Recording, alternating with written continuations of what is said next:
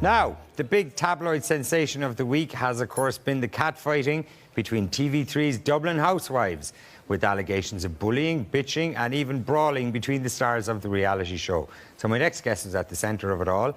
Tonight, she's breaking ranks to come out and tell her side of the story. Please welcome Dr. Botox, Danielle Marr.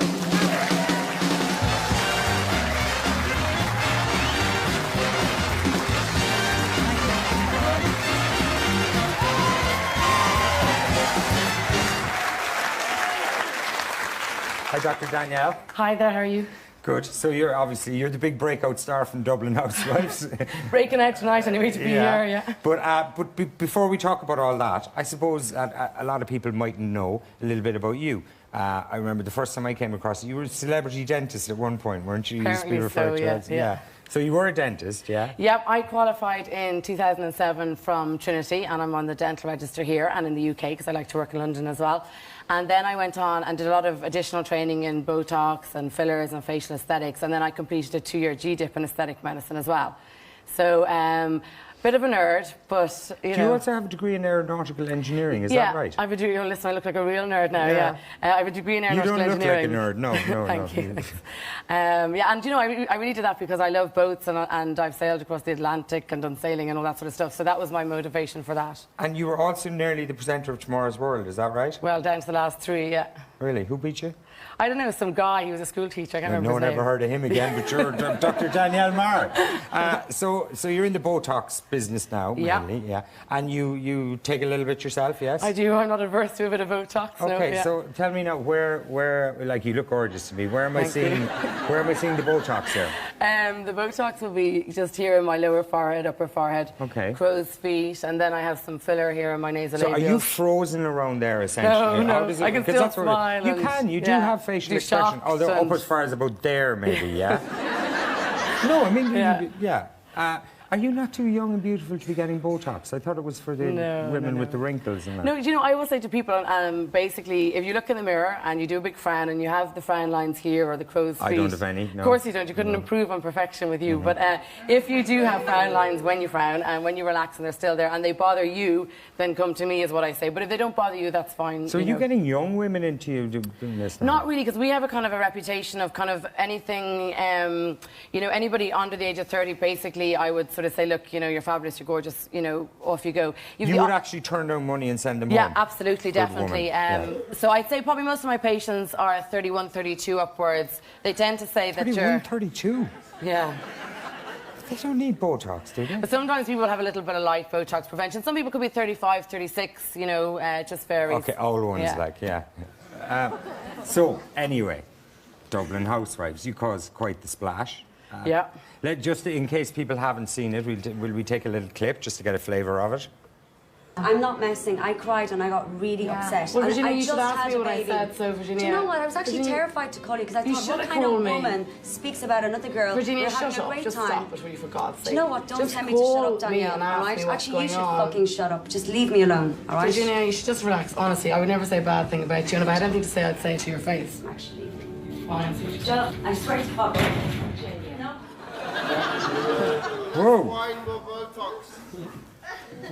Less wine, more Botox, maybe. Thank you. Yeah. In fact, this was one of the issues actually between you and the other women. Yeah. They all kind of take a glass of wine a little bit more than you do.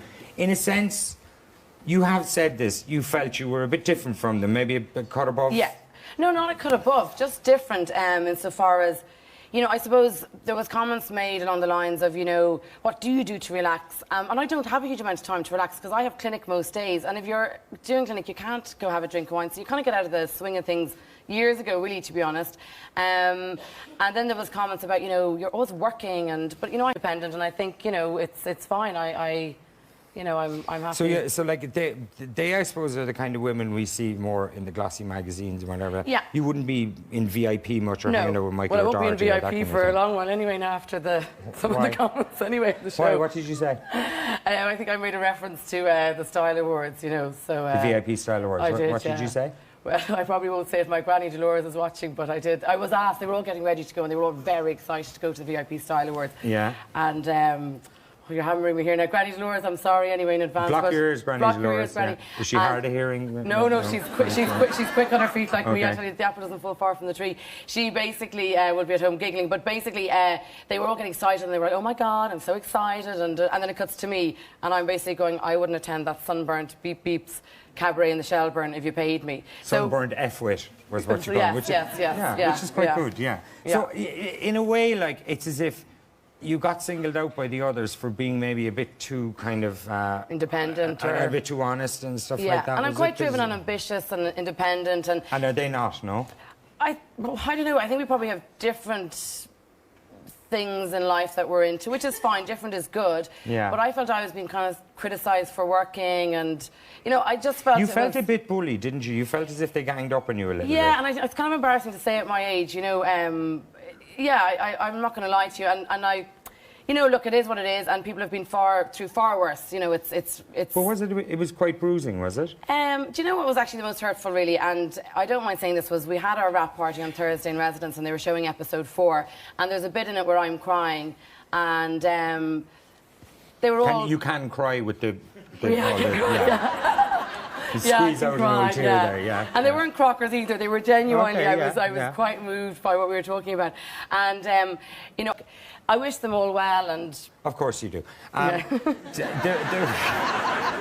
There were various kind of incidents. Like, what happened on the night of the launch? Oh, stop the shame of it! I'm in my jeans, and we were filming the intros. You know, where we were doing "I'm the only girl in the world" and all this sort of stuff. Yeah. And we were filming the intros out in where was it? It was in Harold's Cross, and we were kind of tight on time, so it was till about 5:20, and we had to be in with Maureen Patterson.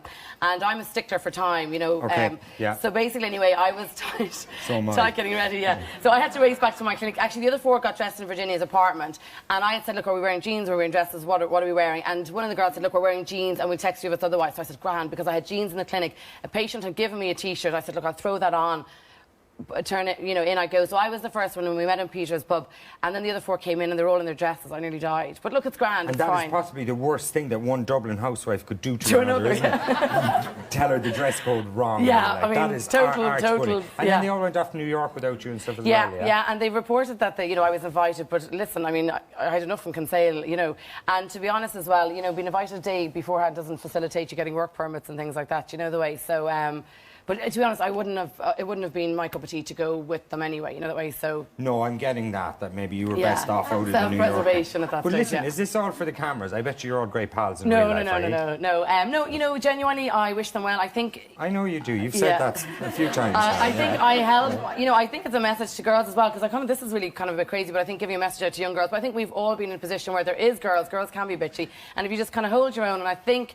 At the end of it, I've come out of it okay because I've just stayed true to myself. And look, you might have provoked a little bit of it. You would look, agree, I'm a bit you naughty. You know, there was a yeah. scene where they were talking about the Miss Ireland, and I was kind of disinterested, and you know, I had to do something to amuse myself as well because there's no talk of world politics, world peace. There's, you know, it's just your favourite subjects of conversation. But you know, it's always the same stuff. Yeah. So I did say, you know, the lovely girl competition, and they went bananas, you know, and I just kept... See, the thing is with me, I'm a bit of tongue-in-cheek, I'm a bit of crack, and I just keep a really straight face, you know. So I